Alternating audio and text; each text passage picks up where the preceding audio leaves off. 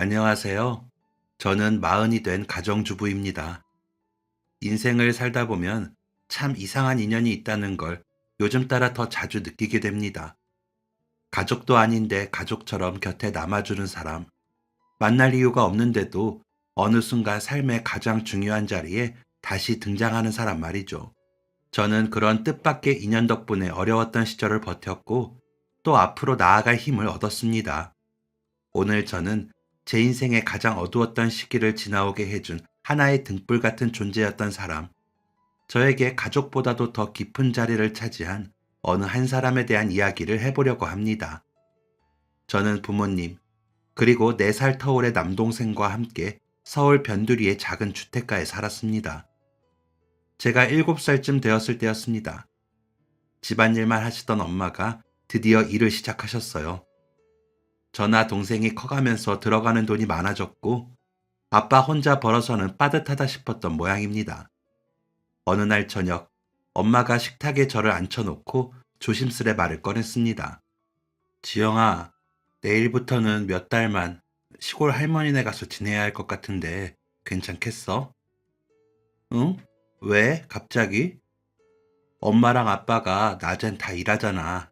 너나 지훈이를 봐줄 사람이 없어서 학교 들어가기 전까지만 할머니 집에서 지내자. 엄마 없어도 우리 지영이 잘할 수 있지? 누나니까. 엄마는 최대한 태연하게 말했지만 어린 마음에도 엄마가 미안한가 보다 하는 느낌이 들었습니다. 그래서 저는 엄마에게 괜히 더 씩씩한 척 고개를 끄덕이며 잘할 수 있다고 걱정 말라고 했습니다. 그렇게 해서 저는 남동생과 함께 시골 할머니 댁으로 가게 됐어요. 서울과 달리 심심했던 시골에서 제 유일한 낙은 읍내에 있는 시장에 가는 일이었습니다. 특히 시장에 가면 할머니의 오랜 친구분들이 저희 남매를 다들 예뻐해 주셨어요. 고구마를 쪄서 주시기도 하고 떡볶이에 튀김 하나라도 더 넣어 주시며 서울에서 왔다고 하니 더 귀엽다며 웃으시던 분들이 많았죠. 그 중에서도 저를 가장 챙겨주던 분이 있었습니다. 할머니 친구분이 운영하는 반찬 가게에서 일하는 아줌마였어요. 할머니 손을 잡고 좁은 가게 안으로 들어가면 항상 그 아줌마가 제일 먼저 활짝 웃으며 인사했습니다. 할머니 오셨어요? 오늘은 손녀분이랑 같이 오셨네? 점순이 있었어? 여기가 우리 손녀 김지영이고 이쪽은 손자 김지훈. 근데 사장님은? 아, 사장님 잠깐 가게 안쪽에서 쉬고 계세요. 애들은 제가 볼 테니까 들어가 보세요. 지영이랑 지훈이 이리 와봐. 아줌마가 맛있는 간식 줄게. 아줌마는 볼에 큰 점이 있어서 점순이라고 불렸는데 저를 유독 좋아하셨습니다. 가게를 갈 때마다 과자나 과일을 제 손에 쥐어주고는 했어요. 할머니, 지영이는 어린애가 어쩜 이렇게 어른스러워요? 진짜 너무 예뻐요. 어린 게 누나라고 그런가? 지 동생을 얼마나 챙기는지 몰라. 점순이 너도 이런 딸 하나 있으면 얼마나 좋아. 애들을 이렇게나 좋아하고 예뻐하는데 삼신 할머니가 왜 점지를 안 해줘서. 그러게요. 지영아, 아줌마한테 와봐. 아줌마가 지영이 좋아하는 젤리 챙겨놨으니까 집에 가져가서 맛있게 먹어. 저는 어렸지만 할머니와 아줌마가 나누는 대화를 듣고 어렴풋이 알게 되었습니다. 아줌마는 결혼을 했지만 자식이 생기지 않아서 걱정이기도 했고, 그래서 아이들을 예뻐했다는 걸요. 동생과 함께 거의 1년 가까이 할머니 집에서 지내고 나니 저도 초등학교에 들어갈 때가 되었습니다. 그래서 다시 서울로 올라와 학교에 다니게 되었어요. 그러면서 자연스럽게 시골에는 자주 내려가지 못했습니다. 부모님은 여전히 바쁘게 맞벌이를 하셨고, 저희 가족은 명절 같은 날에만 겨우 할머니를 볼 수 있었습니다. 시간이 흘러 제가 중학생이 되었을 무렵 부모님은 새로운 도전을 하셨습니다. 아빠가 오랫동안 일하던 회사가 구조조정을 준비하고 있다는 소식을 들은 뒤였어요. 부모님은 아빠의 동료와 함께 작은 사업을 시작해보자고 마음먹었습니다. 하지만 문제는 자금이었습니다. 그때 도움을 준 사람이 시골 할머니였어요.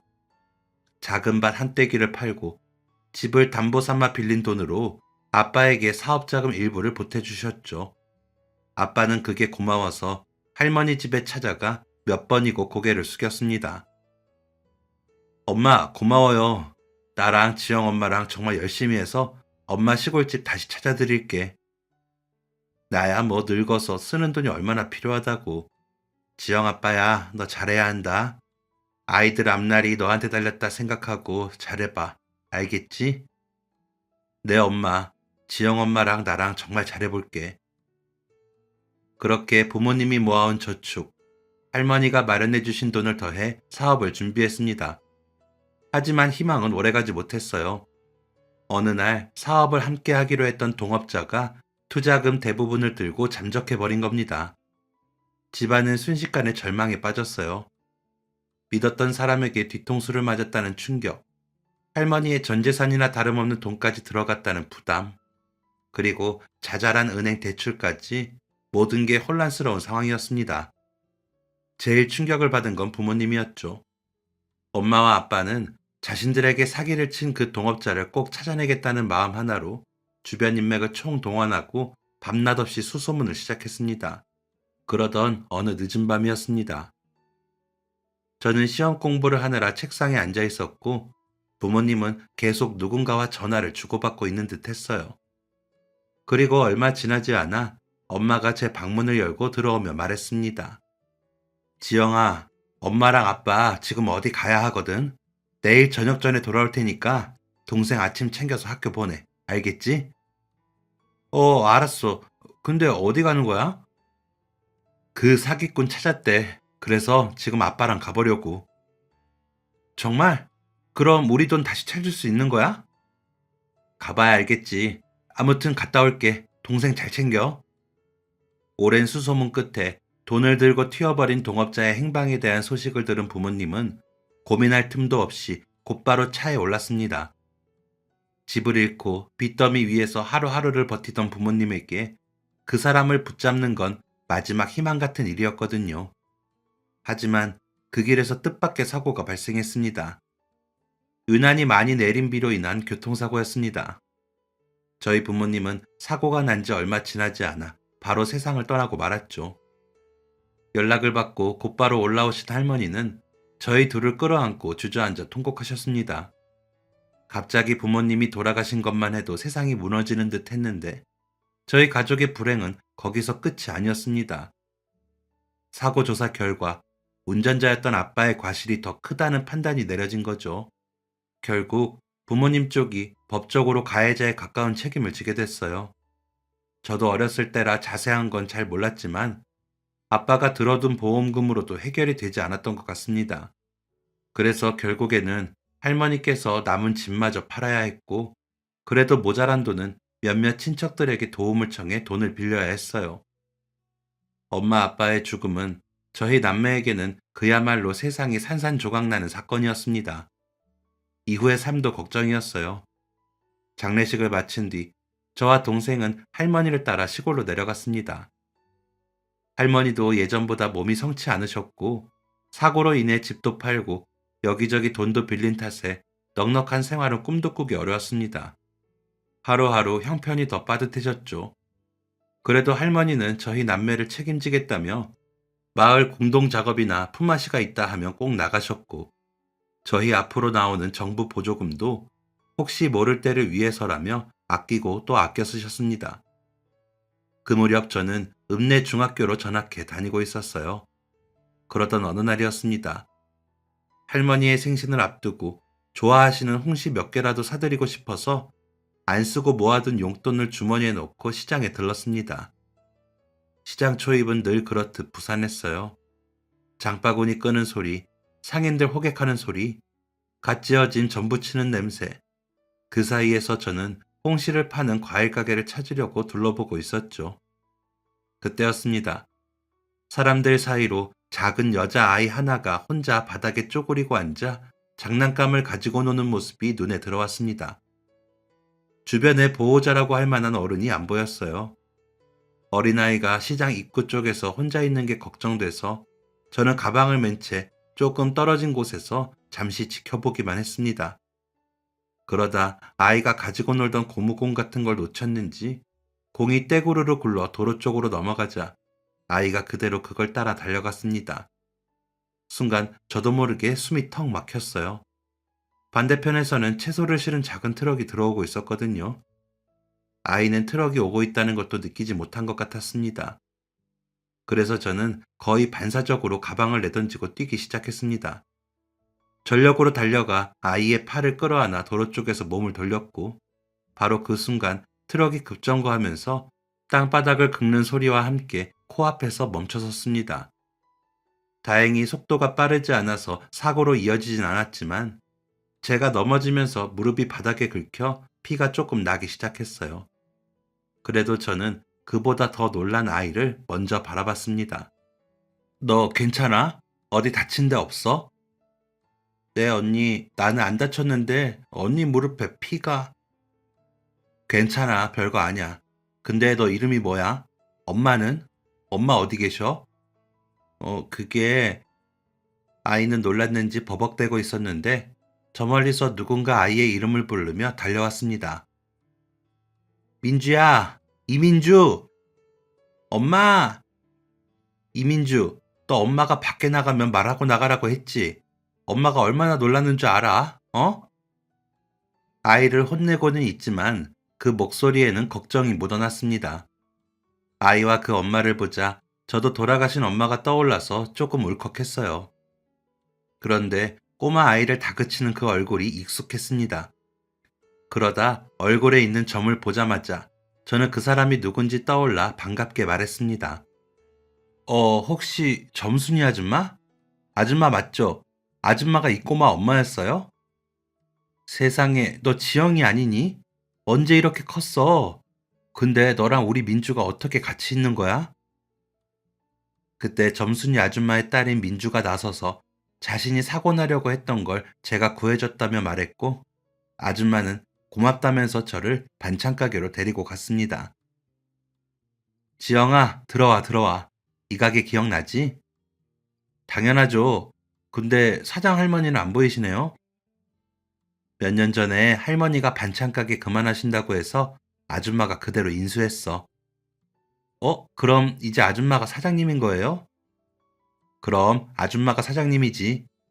지영아, 너희 부모님 돌아가신 건 우리 지영이가 많이 힘들었겠네. 점순이 아줌마는 저희 가족의 사정도 소문으로 듣고 알고 있었어요. 엄마처럼 따뜻하게 걱정해주는 목소리를 듣는 게 오랜만이라 눈물이 날 것 같았지만 꾹 참고 아줌마에게 밝은 목소리로 물었습니다. 아줌마, 민주가 아줌마랑 진짜 많이 닮은 것 같아요. 그런가? 다들 우리 남편을 더 닮았다고 하던데. 웃을 때는 아줌마 판박인걸요. 그래, 맞아. 다른 건 몰라도 웃을 때는 내 얼굴이 보이더라. 그게 참 신기해. 아이는 포기하고 살았는데 30 중반에 덜컥 애가 생겼지 뭐야. 늦게 생긴 애라서 그런가 더 귀하고 예뻐. 딸 민주를 바라보는 점순이 아줌마의 눈에는 사랑이 가득했습니다. 아줌마는 귀한 딸을 구해줘서 너무 고맙다며 제게 반찬을 잔뜩 챙겨주셨어요. 아줌마, 뭘 이렇게 많이 챙겨주세요. 이러지 않으셔도 되는데. 지영아, 아줌마가 고맙고 반가워서 그렇지. 우리 이제 자주 보고 살자. 아줌마가 항상 우리 지영이 잘 살고 있나 궁금했었어. 힘든 거 있으면 말하고, 알았지? 벌써 시간이 이렇게 됐네. 할머니 걱정하시겠다. 얼른 가봐. 네, 감사합니다, 아줌마. 그럼 저 가볼게요. 저는 점순이 아줌마가 챙겨준 반찬을 양손 가득 들고 집으로 돌아왔습니다.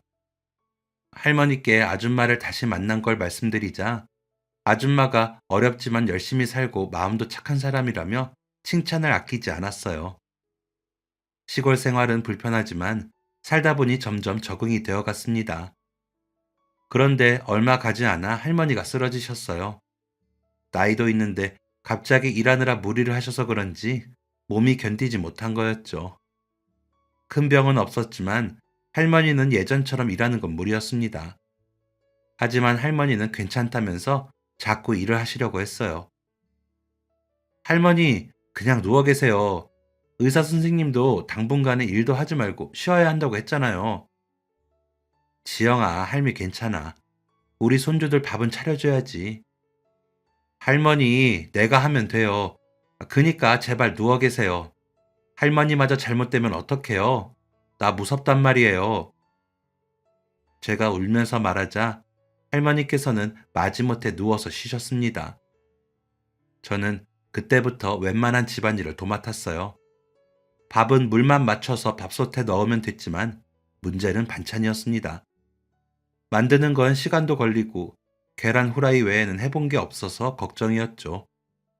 그래서 저는 학교가 끝나면 점순이 아줌마네 반찬 가게에 들러 할머니와 동생 지훈이가 좋아하는 반찬을 골랐습니다.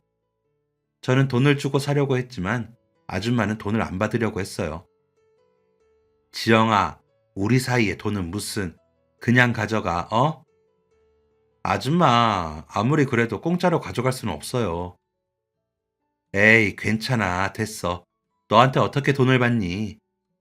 아줌마, 계속 이러시면 저 죄송해서 여기 못 와요. 아휴, 알았다, 알았어. 다 해서 5천 원이고, 이건 아줌마 서비스. 서비스는 다른 사람들한테도 주는 거니까 괜찮지? 너희 할머니 이 나물 좋아하시니까 좋아하실 거야. 저는 일주일에 한 번씩 아줌마의 가게에 들러서 반찬을 샀습니다.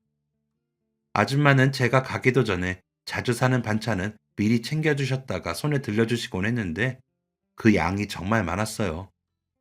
나중에 알고 보니 아줌마가 저한테 돈을 받는 대신 특별히 양을 많이 담아둔 거였더라고요. 지영이 왔어? 거기 반찬 담아뒀으니까 가져가라. 오늘은 네가 좋아하는 멸치볶음이 더 맛있게 됐더라. 아줌마, 감사합니다. 근데 저한테만 이렇게 많이 주셔도 되는 거예요? 정량보다 훨씬 더 넣어주시는 거 저도 알아요. 어? 아, 지영아, 단골 특별 서비스니까 그냥 가져가, 응? 아줌마도 어렵게 장사하시는 건데 왜 저한테만 이렇게 잘해주시는 거예요? 지영아, 너 보면 꼭 어릴 때 내가 생각나서 그래. 나도 너만 할 때 부모님 잃고 친척집 전전하면서 힘들게 자랐거든. 엄마 아빠 없는 게 얼마나 서럽고 외로운지 아줌마도 잘 알아. 점순이 아줌마가 제게 잘해줬던 이유는 우리 둘이 비슷한 상처를 가지고 있기 때문이었습니다. 갑자기 부모님이 돌아가시고 할머니에게 맡겨진 저희 남매를 보고 아줌마는 자신의 어린 시절이 겹쳐 보였던 거죠. 아줌마는 계속 말을 이어갔습니다. 어릴 때 아줌마는 서럽게 컸거든. 친척들 눈치 보면서 그때 누가 손 한번 잡아줬으면 했을 때가 많았어. 지영아, 정 불편하면 너도 나중에 형편 괜찮아졌을 때 다른 사람을 도와주면 돼. 아줌마가 어른으로서 다른 건 해줄 게 없고 반찬은 얼마든지 줄 수 있으니까 걱정하지 말고. 알겠지? 네, 아줌마, 감사합니다. 대신 저도 제 나름대로 아줌마 도와드릴 거니까 그건 거절하지 말아주세요. 가볼게요. 아줌마에게 고마웠던 저는 시간이 날 때면 가게에 나가 포장 같은 잔업을 돕거나 간단한 청소를 하기도 했습니다. 그것도 아니면 아줌마의 어린 딸인 민주를 돌보면서 고마움을 조금씩이라도 갚았어요. 그리고 가게에서 지내면서 아줌마가 음식 만드는 것도 어깨 넘어 배웠습니다. 그렇게 4년이라는 시간이 흘렀습니다. 저도 20살을 앞두고 있어서 진로를 고민하고 있었어요. 어려운 제 사정을 알고 있던 선생님은 제가 졸업하면 바로 일할 수 있도록 몇 군데의 이력서를 쓰게 도와주셨습니다. 그런데 그때 한번 쓰러진 뒤로 계속해서 건강이 안 좋아지셨던 할머니께서 돌아가시고 말았습니다.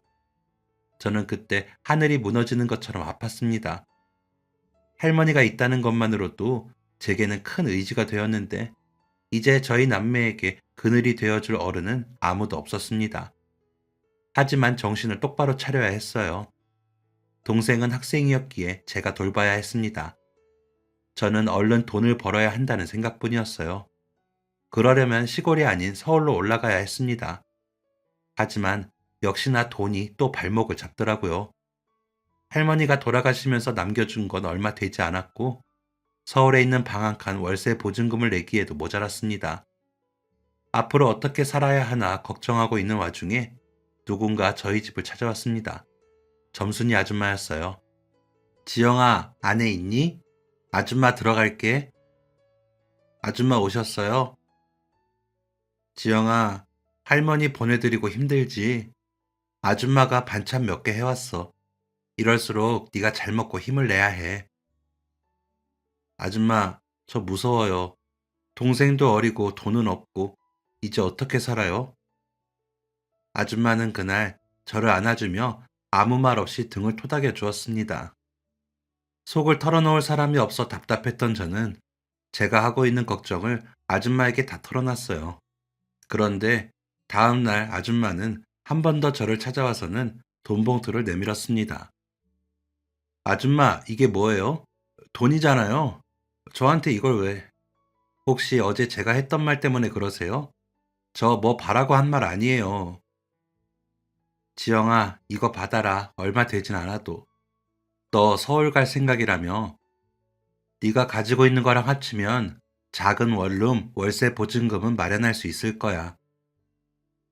솔직히 거절해야 될 돈이라는 건 알고 있었지만 그때는 재고 따질 형편이 되지 못했습니다.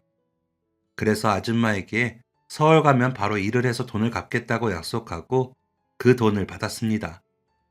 게다가 다행히 학교 추천으로 썼던 이력서 중 하나가 합격되어 저는 빨리 일을 구할 수 있었어요. 그래서 바로 동생을 데리고 서울에 올라간 뒤 공장에 들어가서 열심히 일했습니다. 그때까지도 저는 점순이 아줌마와는 1년에 두어 번 통화를 하면서 계속 인연을 이어가고 있었습니다. 동생 학비와 두 가족 생활비까지 충당하면서 아줌마에게 갚을 돈까지 마련하는 게 쉽지는 않았어요. 하지만 자는 시간을 줄여가면서 3년 정도 일을 했더니 마침내 아줌마가 빌려준 돈을 갚을 수 있게 되었죠. 그래서 쉬는 날 시골에 내려가 곧장 아줌마의 반찬 가게를 향했어요. 그런데 거기엔 아줌마가 아닌 다른 사람이 있었습니다. 저기 실례합니다. 여기 사장님 안 계시나요? 사장? 내가 사장인데 누구세요? 네? 아니, 그 볼에 점 있는 사장님이 하시던 가게였는데. 아, 그 여자 사장님? 몇 달 전에 급하게 가게를 팔았어요. 네? 점순이 아줌마가 가게를 팔아요? 저는 그런 얘기 못 들었는데. 사장님, 혹시 아줌마가 어디로 갔는지 아실까요? 연락처라도요. 에이, 내가 그것까지는 모르지. 가게를 팔았다는 건 듣지 못했던 일이라 당황스러웠습니다. 점순이 아줌마가 어디로 갔는지 찾아야 했던 저는 시장 안에 있던 다른 상인들에게도 물어봤어요. 하지만 다른 분들도 자세한 사정까지는 모르고 있었죠. 다만 아줌마의 남편이 쓰러져서 심각한 상황이라 병원에 갔다는 것만 들었다고 했죠.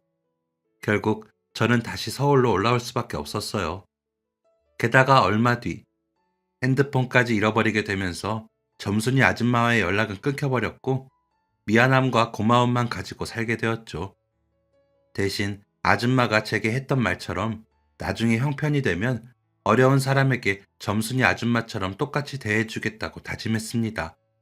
그게 아줌마에게 받는 은혜를 갚는 길이라는 생각이 들었기 때문이었습니다. 이후 동생 뒷바라지를 하면서 시간은 흘렀습니다. 동생 지훈이는 공부도 꽤 잘했고 좋은 대학에 들어갔습니다. 일하는 건 힘들었지만 그런 동생을 보면 뿌듯했어요. 그리고 동생이 군대에 가면서는 조금 더 숨통이 트였습니다. 그리고 몇 년 뒤 다시 동생이 제대했을 때는 방 한 칸짜리 월세에서 두 칸짜리로 이사를 갈 수 있었어요.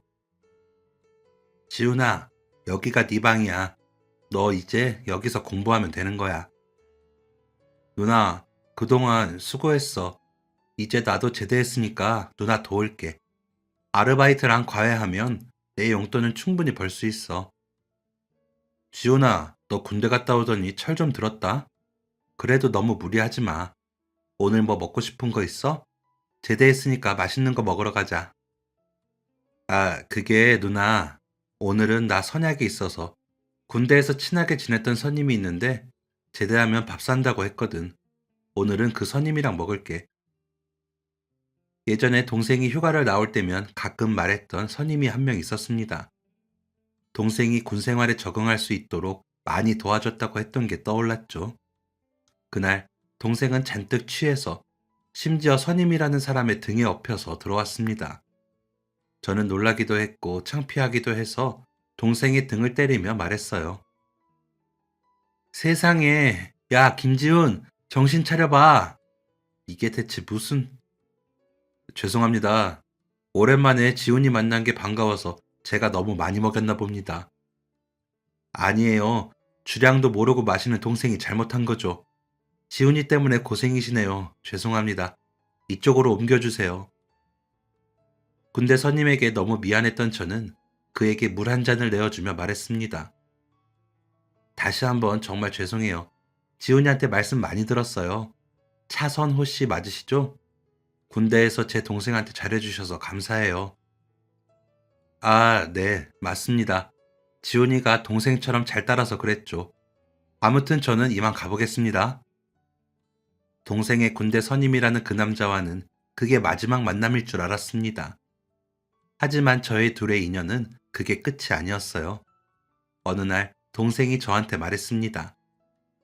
누나 지금 만나는 사람 없지?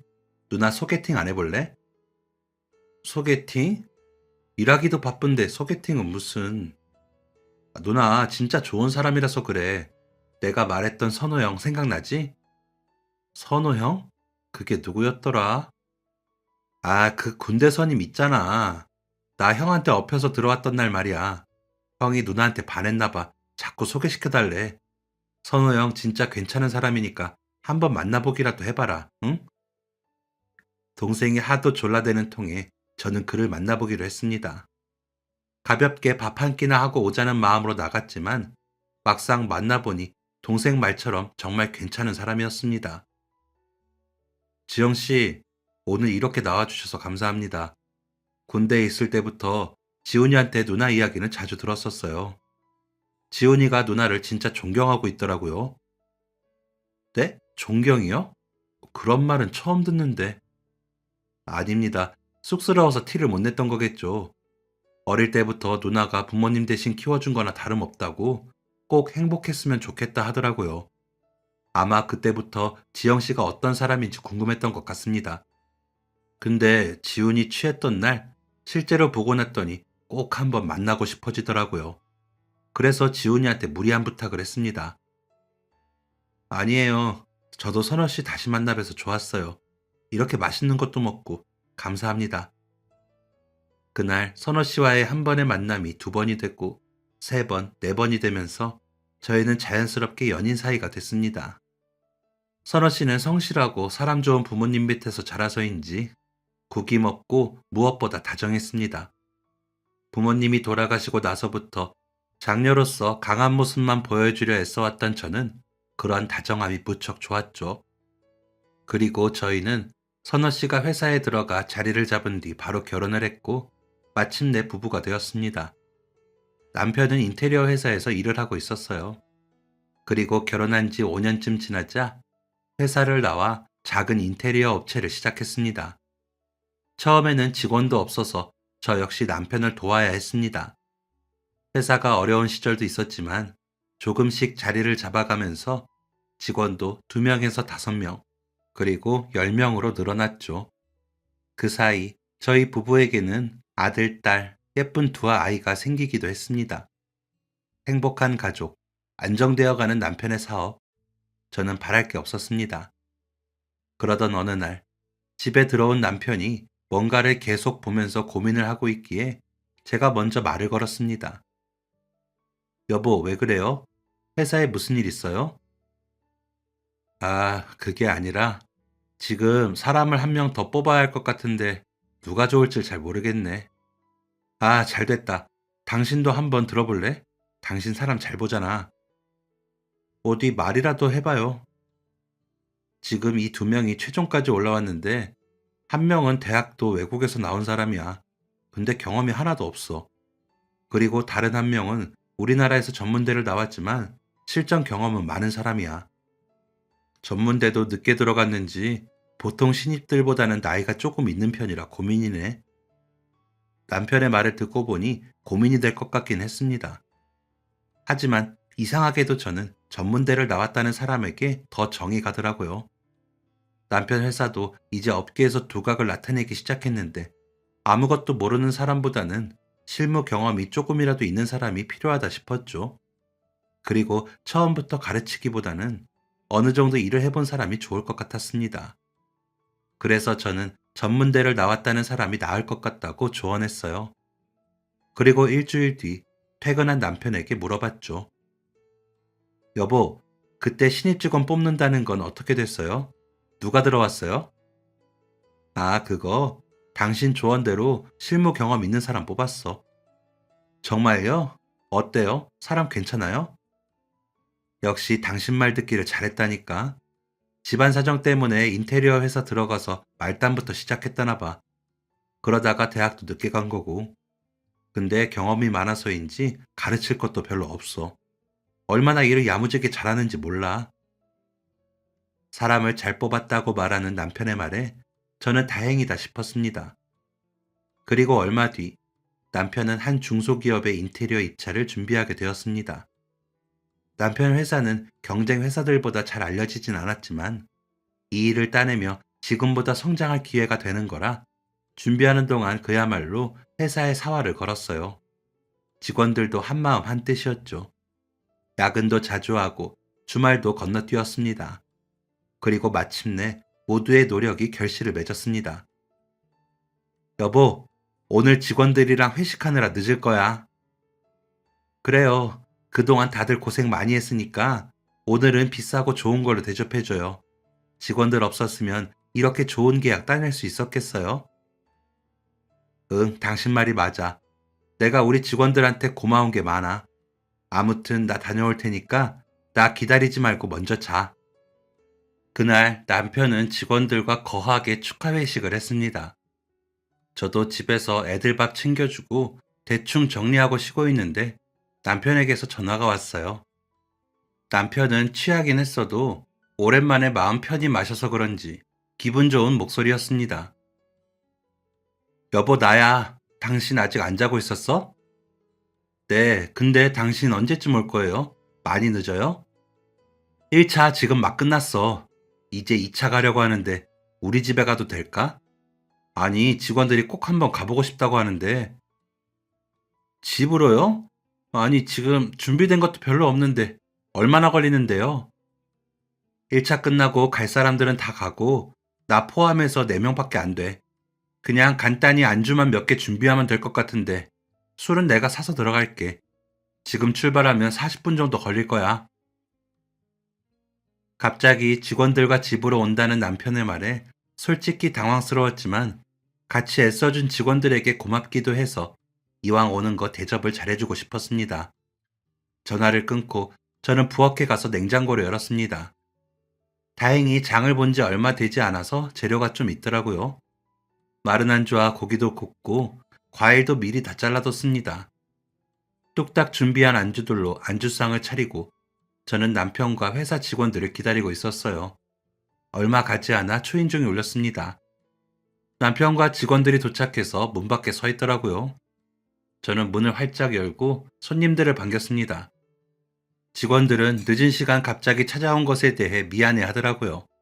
하지만 저는 정말 괜찮았습니다. 미안하기는 다들 얼른 들어와요. 남편한테 갑자기 전해들어서 많이 준비는 못했어요. 혹시 모자라면 말해요. 내가 다른 요리도 사오거나 시켜줄게요. 여보, 직원들이 그냥 빈손으로 오기는 싫다고 과일도 준비했어. 이거 직원들이 다 같이 산 거야. 아유, 뭐 이런 걸 다 사왔어요. 고마워요. 거실에 앉아서 얼른 들어요. 나는 부엌에서 먹을 것 좀 더 가져올게요. 저는 그렇게 말하고 부엌으로 들어가서 음식을 좀 더 준비해서 가지고 나갔습니다. 그리고 남편에게 직원들을 소개받았어요. 그 중에는 예전부터 일해서 낯이 익은 얼굴도 있었고 처음 보는 사람도 있었습니다. 여보, 근데 이쪽은 누구예요? 나는 처음 보는 얼굴인 것 같은데. 아, 참. 당신, 내가 전에 말했던 신입 직원 기억나? 우리 회사 막내. 아, 그 일 잘한다고 했던? 그래, 그래. 여기가 바로 그 막내 직원이야. 이번 입사를 준비할 때 우리 막내가 얼마나 큰 도움이 됐나 몰라. 아직 어린데 감각도 있고 실력도 좋고 똑부러지고 앞으로 우리 회사에서도 기대가 커. 당신도 인사해. 이쪽은 이민주 씨. 그리고 여기는 우리 와이프. 남편은 막내 지원 덕에 이번에도 거래처를 잘 뚫을 수 있었던 것 같다면서 입이 닳도록 칭찬했습니다. 저는 앞으로도 남편을 도와 회사 잘 부탁한다며 인사를 먼저 건넸어요. 그런데 그 여자 직원이 저를 빤히 쳐다봤습니다. 왜 그렇게 쳐다보나? 혹시 내 얼굴에 뭐가 묻은 건가 싶어서 음식을 더 챙겨오겠다 말하고는 자리에서 일어나 부엌으로 갔습니다. 그런데 그 막내 직원이 제 뒤를 따라 들어오더니 말을 걸어왔습니다. 저기 사모님, 왜요? 뭐 마실 거 모자라요? 아, 그게 아니라요. 혹시 점순이 아줌마라고 기억하세요? 저는 너무 놀랐습니다. 그 막내 직원의 입에서 나올 거라고는 생각지도 못했던 이름이었기 때문입니다. 점순이 아줌마를 어떻게 알아요? 그럼 사모님이 지영 언니? 언니 맞죠? 나예요, 나, 민주. 직원이 제 이름을 말하자 저는 그제야 그 여자 직원이 누군지 어렴풋이 알 것 같았습니다. 바로 점순이 아줌마가 30대 중반에 낳았다던 그 하나밖에 없는 딸이었어요. 그동안 잊고 살았던 그 딸아이의 이름도 떠올랐습니다. 반가움에 활짝 웃는 얼굴을 보니 아줌마를 꼭 빼닮은 모습이었습니다. 아니, 그럼 네가 그 꼬맹이 민주란 말이야? 점순이 아줌마 딸? 네, 언니, 저 민주예요, 민주. 사장님 댁 들어와서부터 긴가민가 했었는데 정말 지영 언니 맞네요. 언니 서울 가기 전까지 나 공부도 가르쳐주고 우리 엄마도 도와주고 했었는데 언니 정말 반가워요. 거의 20년 만에 재회로 부엌이 소란스러워지자 남편이 들어와서 무슨 일이냐 물었습니다. 저는 민주를 데리고 나가서 우리 사이의 인연에 대해서 이야기를 했어요. 남편을 비롯해서 다른 직원들도 신기해 했습니다. 민주는 어린 시절을 비교적 잘 기억하고 있는 듯 했습니다. 우리 엄마가 저를 늦게 낳으셔서 다른 형제 자매가 없었거든요. 그때 만난 지영 언니가 꼭 우리 친언니 같았어요. 제가 좋아해서 잘 따랐거든요. 언니도 기억나죠? 맞아. 지영이 네가 언니 언니 하면서 잘 따라다녔지. 그 꼬맹이 민주가 이렇게 크다니. 근데 민주야, 점순이 아줌마는? 아줌마는 건강하게 잘 계셔? 내가 꼭 아줌마 찾고 싶었는데 못 찾았어. 미안해. 당장이라도 아줌마 찾아가서 인사드려야 하는데 내일 시간 어때? 괜찮니? 마음 같아서는 늦은 밤이고 뭐고 민주를 데리고 아줌마를 보러 가고 싶었습니다. 하지만 점순이 아줌마의 안부를 묻자 민주의 밝았던 얼굴이 순식간에 어두워졌어요. 그게 언니, 엄마가 지금 좀 건강이 안 좋으세요. 얼마 전에 병원에 갔다가 정밀검진 받아보라고 해서 검사 받아봤더니 자궁 쪽에 종양이 발견됐대요. 그래서 지금 수술 기다리고 있는 중이에요. 뭐라고? 아줌마가 아프셔? 우리 엄마 그동안 고생만 하면서 살았는데 이제 제가 직장도 잡고 잘 살아보려고 하니까 몸이 안 좋아졌어요. 수술하면 괜찮아질 거라 말해도 엄마가 많이 놀라신 데다 이제 나이도 있어서 그런지 도통 힘을 못 내요. 수술이랑 치료받으려면 잘 드셔야 하는데 잘 먹지도 않고요. 아, 언니가 우리 엄마 한번 만나주시면 안 돼요? 엄마가 언니를 좋아했잖아요. 반가운 사람 보면 기운 날지도 몰라요. 민주야, 당연하지. 오늘은 늦었고 내일 바로 아줌마 찾아뵐 거야. 마침 다음 날은 주말이었습니다. 남편에게 아이들을 맡기고 저는 민주가 알려준 곳으로 찾아갔어요. 주소대로 가보니 아줌마가 살고 있는 집은 허름한 골목 안쪽에 있었고 딱 봐도 집안 살림이 어려워 보였습니다. 그 안으로 들어가자 예전보다 마르고 나이가 든 점순이 아줌마가 저를 반겨주셨어요. 얼굴은 웃고 있었지만 어딘가 힘이 없어 보였습니다. 아줌마, 점순이 아줌마, 저 왔어요. 저 지영이에요. 알아보시겠어요? 지영아, 어서 와라, 어서 와. 이게 몇 년 만이야? 우리 민주한테 이야기 듣고 내가 얼마나 설레었는 줄 알아? 이렇게 잘 자랐다니. 지영아, 잘 자라줘서 고맙다. 고마워. 아줌마, 제가 너무 늦게 찾아와서 죄송해요. 아줌마와 저는 서로를 보자마자 부둥켜 안고 펑펑 울었습니다. 참으려고 해도 터지는 눈물을 막을 순 없었어요. 울면서도 저는 계속 죄송하다고 되뇌었고, 아줌마는 괜찮다며 등을 토닥여 주셨습니다. 마치 어릴 때처럼 말이죠. 어느 정도 진정이 된 저는 아줌마한테 궁금한 걸 물었습니다. 아줌마, 제가 돈 갚으려고 찾아갔었어요. 근데 갔더니 아줌마가 어디로 갔는지 정확하게 아는 사람이 없더라고요. 대체 갑자기 무슨 일이 있었던 거예요? 그랬구나. 지영이 네가 찾아왔었구나. 사실 그때는 아줌마도 정신이 하나도 없었어. 네가 서울로 올라가고 몇 년 뒤에 우리 민주 아빠가 교통사고 뺑소니로 크게 다쳤어. 바로 수술해서 생명은 건졌지만 그간 일만 하느라 몸이 많이 상했는지 건강이 급격하게 안 좋아지더라고. 그럼 아저씨 사고 때문에 가족이 다 같이 이사 가신 거예요? 뭐 따지고 보면 그렇지. 그때 남편 몸이 안 좋아져서 제대로 일도 할 수 없게 되고 사고 후유증에 재활도 받아야 해서 큰 병원 왔다 갔다 하느라 아줌마도 장사를 제대로 못 했었어. 근데 그러는 와중에 또 민주 아빠가 췌장암까지 걸렸지 뭐야. 안 좋은 일이 계속 덮치니까 암담하더라. 아줌마는 남편의 사고로 안 그래도 집안이 어려워졌는데 그런 상태에서 암 치료까지 해야 하니 결국 반찬 가게를 정리할 수밖에 없었습니다. 그리고 큰 병원이 있는 서울로 올라가 남편 수술과 치료에만 전념했지만 아저씨는 끝내 암으로 세상을 떠나고 말았던 겁니다. 그리고 그때부터 혼자서 힘들게 하나뿐인 딸인 민주를 키웠던 거죠. 아줌마, 그동안 혼자서 얼마나 힘드셨어요. 저도 아줌마 심정 조금이나마 이해할 수 있을 것 같아요. 그래도 민주가 참 잘 컸어. 돈 없는 엄마 밑에서 공부도 열심히 하고 대학도 안 가고 바로 돈부터 벌었는데 몇 년 전에는 지 혼자 힘으로 대학까지 졸업했지 뭐야. 얼마나 기특해. 근데 이번에 민주가 들어간 회사가 지영이 네 남편 회사라며? 세상에 무슨 이런 인연이 다 있니? 그러게요. 안 그래도 우리 남편이 민주 칭찬을 얼마나 했는지 몰라요. 아줌마, 딸 하나는 잘 키우셨어요. 그러게 말이다. 번듯한 직장도 들어가서 올해부터는 좀 살만해지나 싶었는데 내가 우리 딸한테 해준 것도 없으면서 이렇게 집만 되고 있구나. 점순이 아줌마는 딸을 바라보면서 무척이나 미안해했고 그런 모습을 바라보는 저 역시도 가슴이 아팠습니다. 그날 아줌마를 보고 집으로 돌아와 남편에게도 막내 직원 어머니인 점순이 아줌마와 제 인연에 대해 털어놨어요.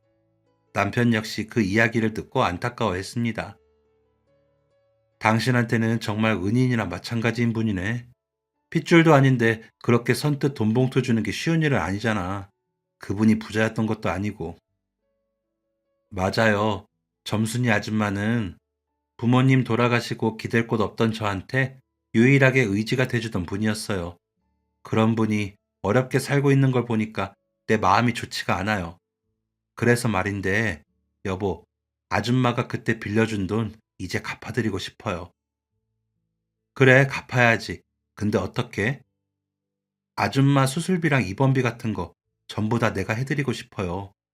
그때 빌려준 돈에 이자까지 붙었다고 하면 그 정도는 해야 하지 않을까요? 아줌마 아니었으면 우리 지훈이랑 둘이서 길바닥에서 지내고 있었을지도 몰라요. 점순이 아줌마의 병원비를 해결해주고 싶다는 제 말에 남편도 흔쾌히 좋다고 했습니다. 그리고 저는 회사 출근을 해야 하는 민주 대신 아줌마가 수술받기 위해 병원에 입원했을 때부터 그 곁을 계속 지켰습니다. 아줌마, 이거 내가 만든 전복죽인데요. 좀 드셔보세요. 그리고 민주한테 들었는데 아줌마 음식도 잘 안 드셨다면서요. 아줌마, 이제부터는 제가 옆에서 다 챙겨드릴 테니까 수술 받을 때까지 무조건 잘 드세요. 힘내서 수술 받아야 저도 더 오래 보실 거 아니에요. 민주가 그랬어? 별걸 다 말한다. 그래, 지영아. 네 말대로 먹고 힘내서 수술 잘 받으마. 며칠 후 수술을 받을 때까지 아줌마의 컨디션은 무척 좋았습니다. 그리고 수술도 잘 되었죠. 자궁에 있는 종양은 사라졌지만 나이가 있어서 그런지 아줌마는 수술 후에 기력을 쉽게 찾지 못했습니다. 수술이 잘 됐다고 해도 몇 번의 항암 치료가 남아 있었기에 저는 수술받은 자궁암 환자에게 좋다는 식단으로 밥을 해갔어요. 아줌마 저 왔어요. 식사는 하셨어요? 바쁜데 뭐하러 왔어? 애들도 엄마 손 필요할 나이잖니. 바쁘긴요. 애들도 이제 다 커서 제가 챙겨주는 거 오히려 귀찮아해요. 아줌마, 전에 의사 선생님도 그랬잖아요. 항암까지 잘 받으려면 체력이 좋아야 한다고요. 단백질 많이 들어간 반찬들 해왔으니까 남기지 말고 다 드셔야 해요. 이거 매번 고마워서 어쩌니. 수술비랑 병원비 내준 것도 고마운데 이걸 다 어떻게 갚아야 할지. 아줌마, 그런 말씀 마시라니까 또 그런다. 예전에 저한테 빌려준 돈 갚는 거라고 생각해 주세요. 식기 전에 음식부터 먼저 드세요. 저희가 다시 만난 지도 거의 1년이 지났습니다. 아줌마는 수술 경과도 좋았고 항암 치료도 잘 견딘 덕에 건강한 삶을 되찾았습니다. 그리고 그 사이 비정규직으로만 일했던 민주가 남편의 회사에 정규직으로 채용되면서 전세자금 대출이 가능하게 되어 아줌마와 민주는 그동안 살던 집 대신 더욱 쾌적하고 따뜻한 집을 구할 수 있게 됐죠. 아줌마는 집들이를 했고 저희 가족을 초대했습니다. 오랜만에 반찬 가게를 했던 솜씨를 발휘해서 제가 좋아했던 반찬으로 상다리가 부러지게 음식을 차려주셨어요. 아줌마, 뭘 이렇게 많이 만드셨어요? 이걸 다 어떻게 먹어요? 특별히 지영이 네가 좋아하는 걸로만 준비했어. 밑반찬은 따로 담아뒀으니까 이따 갈 때 가져가고. 지영아, 네가 이렇게 행복하게 자식들 낳고 사는 거 보니까 내가 다 뿌듯하다. 저 어려웠을 때 아줌마가 도와주지 않았다면 이런 모습은 꿈도 못 꿨을 거예요. 아니야, 지영아. 너는 어떤 상황이라도 잘 됐을 거야. 지금 네 가정이나 행복은 누구 도움도 아닌 네가 이뤄낸 거야. 아줌마의 말에 가슴 한쪽이 뜨겁게 울리는 기분이 들었습니다. 지금까지 살아오면서 누가 이렇게 저를 그대로 인정해주는 말을 해준 적이 있었나 싶더라고요. 그날 식사를 마치고 양손 가득 아줌마가 만들어준 밑반찬을 챙겨 들고 집으로 돌아왔습니다. 반찬을 정리하면서 문득 어린 시절 제게 돈을 받는 대신 남들에게 파는 것보다 몇 배는 꾹꾹 눌러 담은 반찬을 주셨던 게 떠올랐죠. 단지 자신과 비슷한 어린 시절을 겪고 있다는 이유만으로 따뜻하게 대해주셨던 점순이 아줌마와의 추억이었습니다. 부모님도 할머니도 제 곁에 없는 지금, 점순이 아줌마는 제게 거의 친이모와 같은 존재가 되어주었고, 여전히 저희는 가족처럼 지내고 있습니다. 그리고 이 모든 인연을 다시 한번 이어주게 한 아줌마의 딸 민주는 저희 남편의 회사에서 열심히 일하고 있습니다. 민주가 일을 잘해준 덕에 남편의 인테리어 회사는 일 잘하는 곳이라는 입소문이 타기 시작했고, 하나둘씩 들어온 프로젝트들은 다시 또 다른 일을 불러오며 회사는 안정권을 넘어 성장의 길로 접어들었어요. 이제 저는 어둡고 힘들었던 시절이 언제였나 싶을 정도로 안정되고 모자람 없는 인생을 살고 있습니다. 삶을 돌아보면 신기할 만큼 꼭 필요한 순간에 손을 내밀어준 사람들이 있는 것 같습니다. 저에게 그 사람은 점순이 아줌마였고, 그래서 저는 앞으로도 아줌마를 가족이라고 부를 생각입니다. 그리고 이 소중한 인연을 두 번 다시 잃어버리지 않고 오래오래 이어가고 싶습니다. 아줌마, 오래오래 건강하세요. 지금까지 사연 들어주셔서 감사합니다. 사연이 재밌으셨다면 구독과 좋아요를 눌러주세요. 감사합니다. 안녕히 계세요.